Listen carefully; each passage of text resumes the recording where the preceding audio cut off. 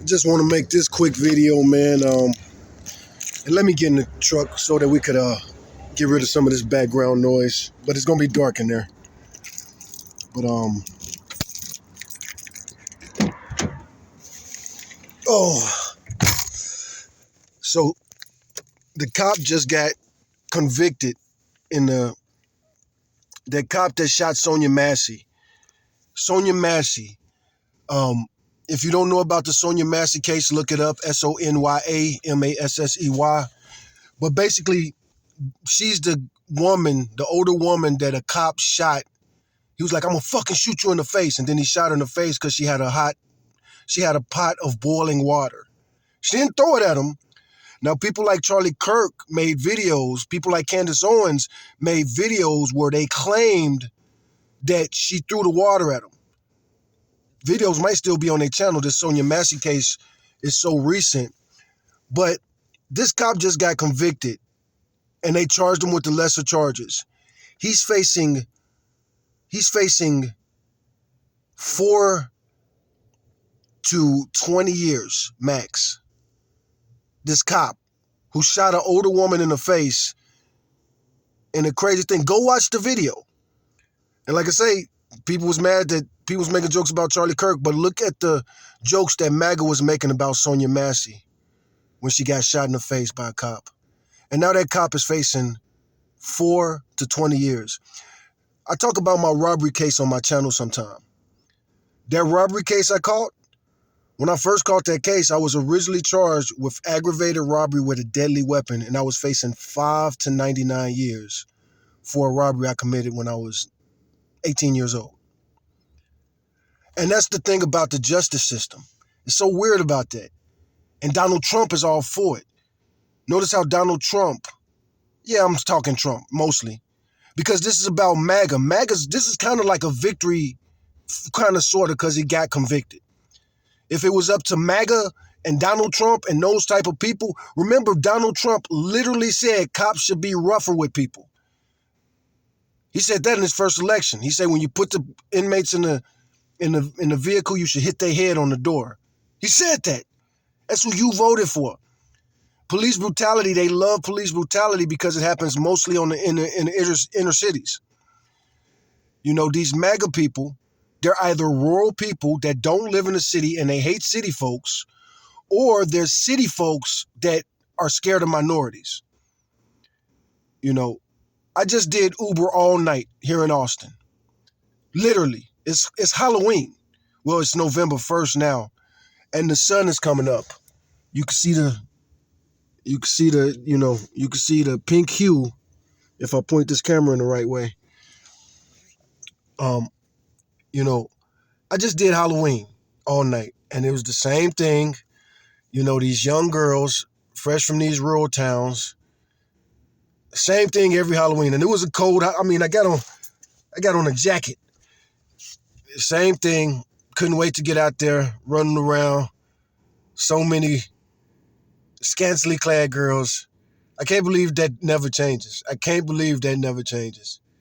These girls go out there for their little Halloween festivities. And I was an Uber driver. I just did my 12 hours. Not just now. As a matter of fact, my hours might be coming back soon. It's 7 in the morning. Yeah, I ran out of hours like 5 in the morning. Oh no, I can't go back. Yeah,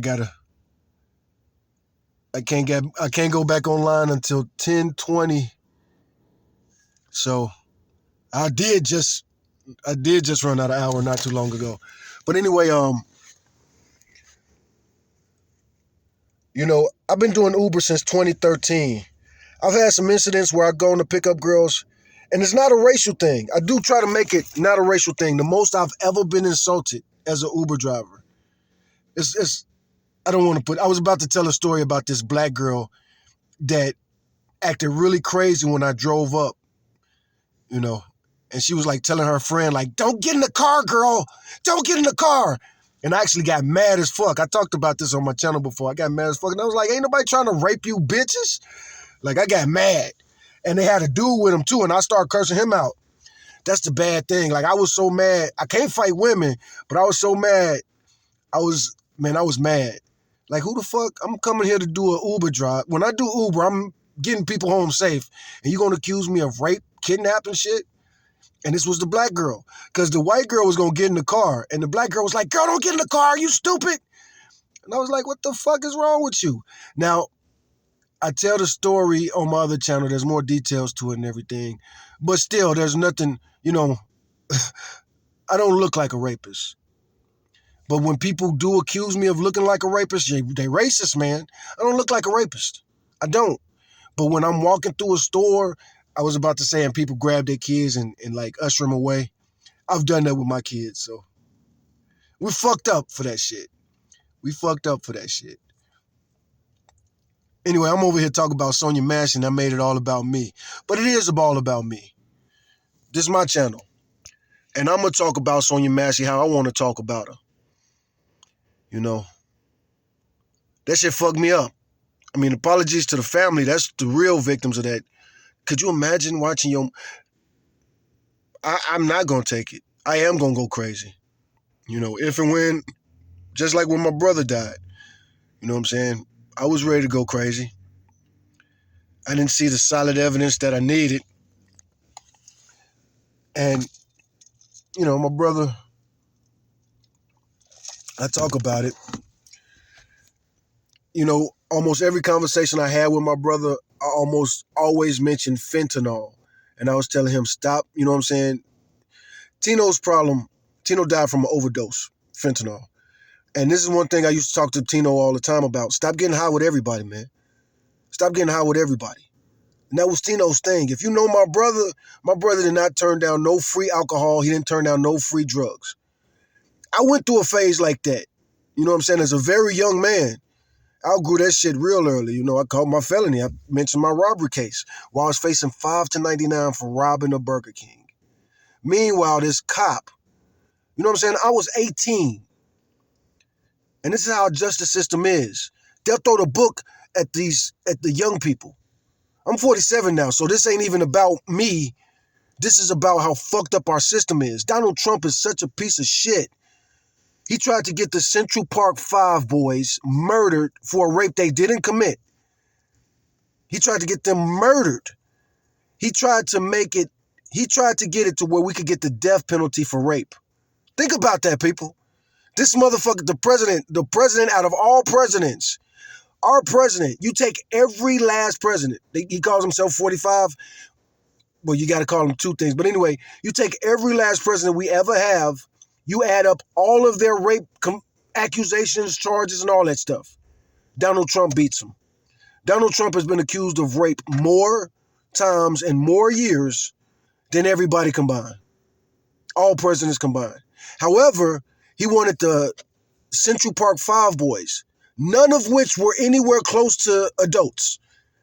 I think maybe 1 or 2 was 18, but I don't think so. I think they was walking home from high school through Central Park. And some girl had got raped the night before or something like that. But anyway, they didn't have nothing to do with it. They didn't know nothing about it. The New York City police tortured these boys to make them confess. And maybe not even torture them. You ain't even got to torture somebody. If you kidnap somebody and you just talk to them forever and they just want to go to sleep, they want to go to sleep, they want to go to sleep, and they doze off and stuff and you... Damn, I shouldn't have did that.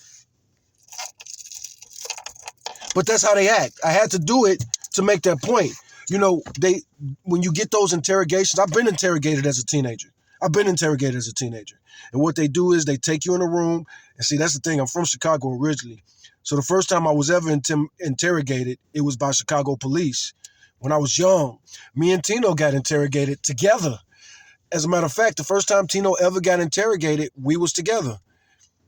Because Tino, he was so nonverbal back when we was little that a lot of times, especially back then when we would get in trouble, he wouldn't want us to get separated. And I wouldn't want us to get separated either, because I knew that if and when we got separated, I would have to look really hard for him, and he would, we were good. It never happened. We always did meet back up before we had to make it home. Always. I don't think I ever returned home one time without Tino when we was little boys. But either way it go, They take you in that room. It's usually a metal table. You sit in a metal chair. You often chained to something, and those chains don't feel good, especially after that for a while. You got the handcuff on, and you start taking a nap like this, and as you like laying your head here, that handcuff digs into your forehead, digs into this. But anyway, like I say, you start to doze off, and the cops, they real strategic. They watch you from the glass. And they'll start talking to each other, and they'll be like, he's starting to go, he's starting to go. And then you go in there about to go to sleep, and then that's when they go in there, and like I say, you go to sleep, and bam, they slap that table. Now, thankfully, my mama used to beat the fuck out of me. So when the cops started beating on me to try to get me to snitch on dudes in the neighborhood and stuff, I laughed at them. Real talk. Real talk. Cops would try to slap me and shit. Not all the time. Sometimes the cops slap me and I would cry. I ain't gonna lie. And there's people laughing right now. You know what I'm saying? Those red pill type of dudes always do that. They'll laugh if you say something like that. Yeah, man. Yeah, man. The first time a cop slapped the fuck out of me, I cried. I didn't cry. I tell a story about that cop when me and George had that fight and the cop threw us both in the back seat and me and the cop was arguing back and forth, and then he reached back there and slapped me while I had my hands cuffed behind my back. I was in 7th grade for that. I didn't cry. I remember I just looked at him because me and George we was in the back seat together. And I know I looked over at George, and me and George was just fighting. But we both from the same neighborhood. We both in the same grade. We both go to the same school. And we was kind of enemies at the time. But that cop smacked me, and I just looked. I wish the sunlight was on, because I'd done this before. But I know my mouth just opened. I just was like, and I looked over at George. I was like, this motherfucker smacked me.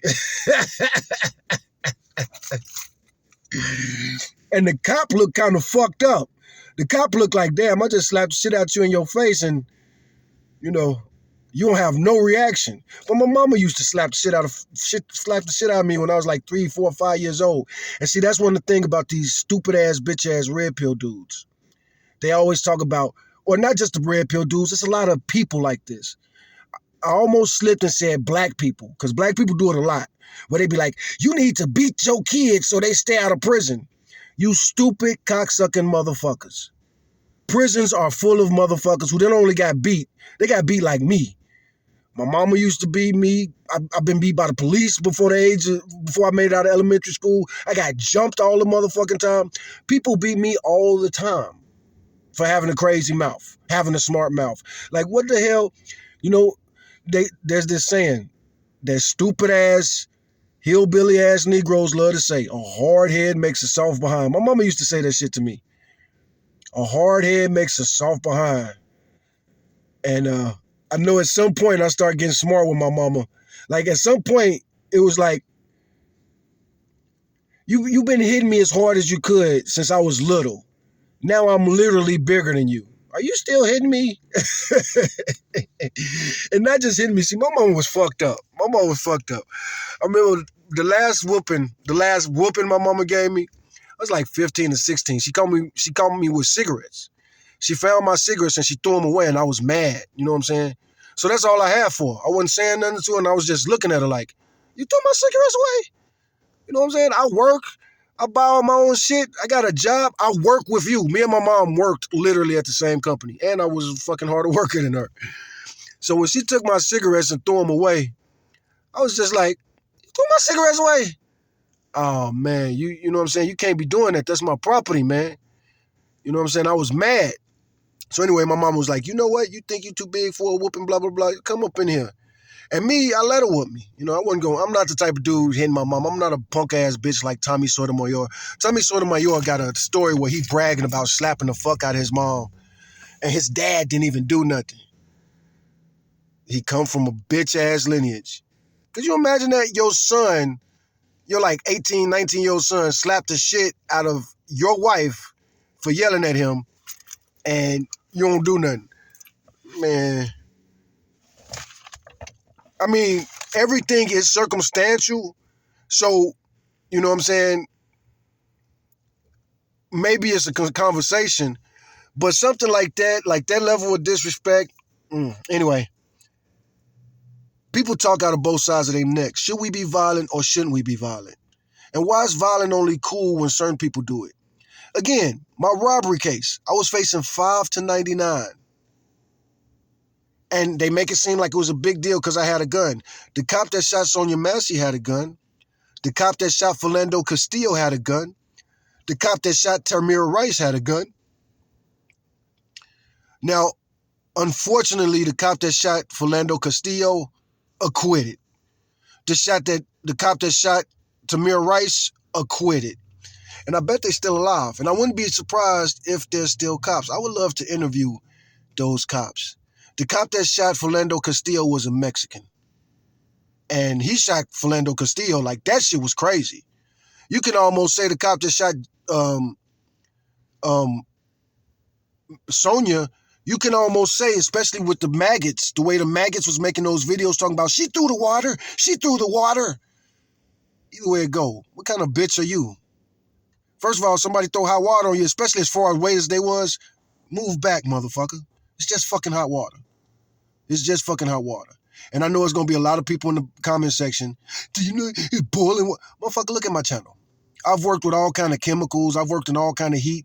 I've worked 13, 14, 15-hour days on days that are 110 degrees in this South Texas, working with pneumatic stuff on cement plants. I've done it in the back of moving vans. Do you know on a 110 day, when it's 110 and you're working in the back of them moving vans, it get like 140 in the van. That's what the temperature is in the van. And if you don't believe me, come work it one summer. Come here and work for a moving company in Austin, Texas. They pay pretty good money. You make pretty good money pretty fast. Those people, that's who need respect. I'm too old for that shit. I might do it again in the future. I'm 47, and I could see myself doing some shit like that again. You know. But that's the double standard, and that's why Black Lives Matter. You know, people, you got to think. Charlie Kirk, his arch rival, Turning Point USA, the arch rivals was Black Lives Matter. Black Lives Matter was a left-wing leaning, and that's another reason, like, all black people should, you know, the Republican Party is just over with. It's just over with. You know, you can almost kind of excuse the Nixon shit, the drug war shit, because it wasn't so universal. Not at the time, not at the moment. Who knew that drug war was going to lead to, like, the shit we see in Louisiana? You know what I'm saying? The narcos. In San Antonio, I'm in Austin right now. In San Antonio, they got this truck, and I'm sure they got them in other places, but they got this truck that they drive into the poor neighborhoods, and they'll drive a battering ram through the door, and then they'll pull the house down. Because these houses, like in the hood, they little bitty shotgun houses. The type of houses that you could tear down with a sledgehammer in a few hours. You know, they was built, some of them houses, you know, over 100 years old, built by poor people that made it with their own hands.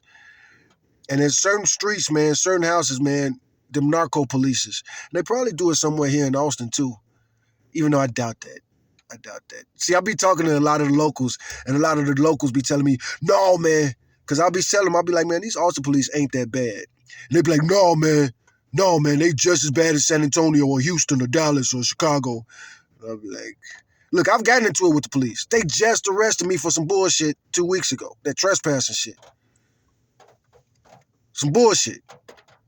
But still, man, it ain't like I say, that when that cop reached in the back, slapped me in the face, me and George was just having a regular old fight. Me and him was just having a fist fight. A one-on-one fist fight in our neighborhood. Motherfuckers cuffed us, threw us in the back of the seat. And what he called himself like lecturing us. George didn't say nothing to the cop. I was talking shit to the cop. Fuck you.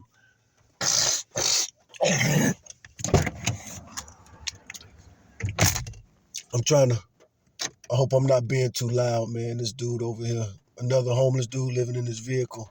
He shouldn't be able to hear me through the, with my windows up, and it's hard living on the streets, man. Tupac, he got that one song I was listening to. It's hard to carry on in the world knowing no one loves you. What's up? Oh, that was in the Only God Can Judge Me. Yeah, I was listening to that today. Tupac. Rest in peace, Tupac. But Tupac and me, our dreams are gonna come true. To the black people, I'm sorry, man. Hard times are coming. But the good thing about it is all the people that make fun of Sonya Massey being dead made videos talking about that cop was innocent and justified. That cop wasn't justified. It's already fucked up that he got the lesser charge. Second or third degree charge, facing 4 to 20 years. 4 to 20 years for shooting a woman in the face that called the police for help. It's happened a lot. Black people call the police for help, and we're the ones that they get. We got to help ourselves. We got to help ourselves. And we got to be more in touch with reality. See, Sonya Massey was too spiritual, you know what I'm saying? She called the police because she thought somebody was creeping around outside her house. So the cops came around to like look around her house and make sure there was nobody there. That's why that white cop was so annoyed. You know what I'm saying? He was like, what the fuck? That's not what I'm a cop. I didn't become a cop to make sure that this single woman who, you know, if you want to be protected, you should have a man. It's just that red pill shit. So he's mad at Sonya Massey. You could tell from the beginning to the end. He's mad at Sonya Massey. He's irritated with her. The fuck? I got to come and protect this. That's what I got to waste my time on. But Sonya Massey called because she thought somebody was trying to break into her house. Was somebody trying to break into her house? I don't think so, man. You know, a lot of black people just too damn spiritual. That's one reason that the Ku Klux Klan used to dress up like ghosts, because the blacks wouldn't investigate the noises and stuff like that. And I say the blacks, but not all the blacks. You know, it's definitely, like people love to say black people scared of nature. Nigga, no, that's not true. That's not true. If you think that, there's something wrong with you. There's something wrong with you. It's real talk. There's something wrong with you. You know, I used to run away as a little boy. I was a little black Chicago kid. And when you run away, you ain't no telling where you're going to end up. And I stayed in nature. Now, I was in Chicago. I ain't going to lie. Chicago is urban as hell. So, no, I wasn't staying in woods. I was sleeping on rooftops and shit like that, and trains. And yeah, it was dangerous for us back then. You know what I'm saying? When I say, like, one thing I'm making this video about, I got into not even an argument, but I put in the comments, somebody, I was watching a video, some dudes sliding around in ice. There's a story. Two dudes, this happened like 2013. Two white dudes tried to rob me with a knife back in 2013.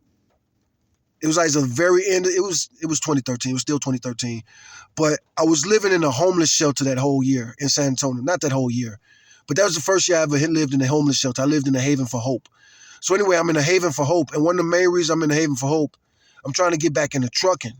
And I'm trying to get back into trucking. I eventually get a job with CRST. They won't hire me back, I don't think, ever. But I got it with CRST.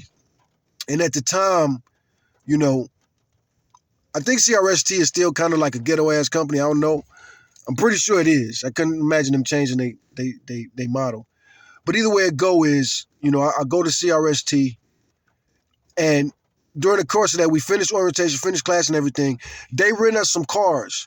And this was that real bad winter storm that came at the end of 2013. A whole bunch of people died. It was crazy. That was one reason I was getting back into trucking, because didn't know truckers want to drive. Trucking had got crazy and super dangerous. But anyway, I'm in Oklahoma City, and it was a crazy ice storm. So anyway, the whole city is covered in ice. The whole city is covered in ice. And so I'm walking, and I'm not from Oklahoma, but I'm using Google Maps, and I'm looking for some shit to get into. We stand in this hotel in the middle of nowhere in Oklahoma City, and I'm not from Oklahoma, and I'm not familiar with this type of environment. It's not my first time in Oklahoma. I got my CDL many years before that. And also Oklahoma is right above Texas, so I've been to Oklahoma. But anyway, I'm walking, and I try to always keep a pocket knife on me.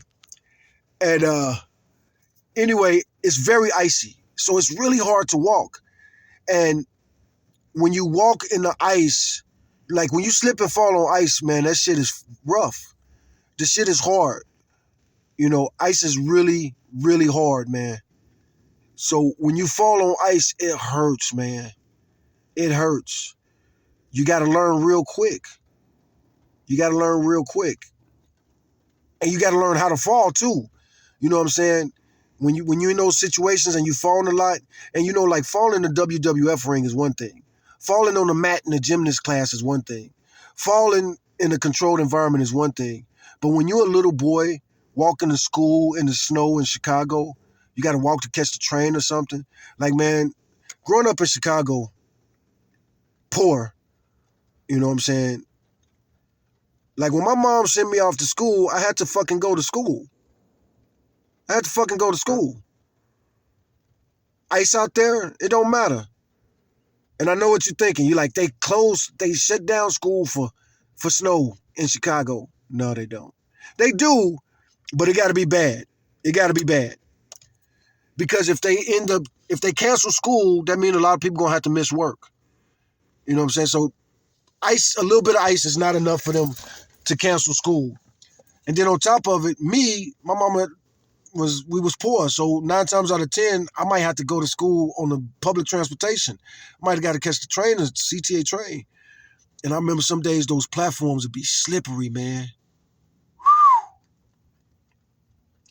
That's why these days, in cities like Chicago, and not even just Chicago, some places in California, you'll see it. You go to climb the stairs on the train stations, and they got these little, like, rough, rigid pieces in the front to where even if it's icy, you could walk pretty easy. But either way it go, you know, falling on ice hurts hard, really hard. Really, really hard, man. Really, really hard. Really, really hard. You know, people from my generation, first and foremost, in my generation, there was definitely soccer kids. Just like now, there's soccer kids. But now, even now, not all kids are soccer kids. We talk about how soft kids are. I don't know if kids are really any softer. Because, you know, you wonder. Because in the neighborhoods, no, they are softer. Yeah, now that I think about it.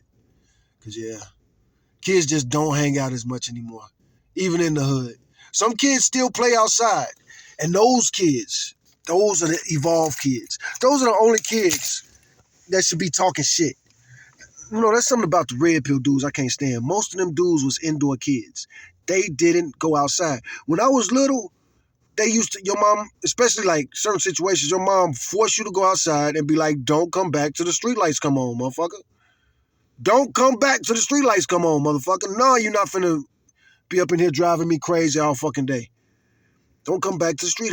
We live in this little bitty ass place. I pay rent. I work hard. I need some alone time. I got the day off. Go outside and don't come back to the streetlights come on. Hopefully my kid don't die. But if my kid ain't back by the time it get dark, I'll start looking for him. Hopefully they get him. You know what I'm saying? When you poor, your mom probably be hoping that sometimes. Hopefully I hope this motherfucker don't make it back today. You know what I'm saying? That's one of the things, like, people talk about these bitches in the hood. You know what I'm saying? They want you to get smoked behind them so they can put you on the t-shirt and they can brag about it. There's some women like that. But it's women like that in all economic statuses. You know what I'm saying? They got black widows and shit. Damn. I'm going to upload this anyway because I recorded it. And I'm here at the gym. I'm going to use the Wi-Fi. I don't know what I'm going to title this shit, but Sonya Massey, man.